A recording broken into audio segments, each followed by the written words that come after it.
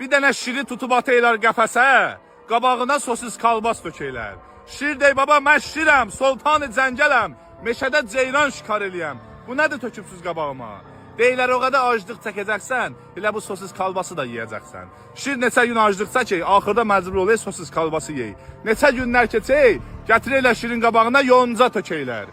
Şir qışqırır, deyir, baba mən eşşəyəm, yonca yeyəm. Deyirlər, o qədər aclıq çəkərsən, elə axırda bu yoncanı da yeyərsən. Şir çox təhəmmül elə axırda aclığına görə yoncanı da yeyir. Neçə günlər keçək, şirin qabağına hessa töhməylər. Şir qışqırır, deyir, baba mən yoncaya öyrəşmişim, yoncanı niyə mənə verməysiniz? Deyirlər, müftə yonca yoxumuzdur. Gərək eşşək kimin anqırasan, ta qabağına yonca tökək.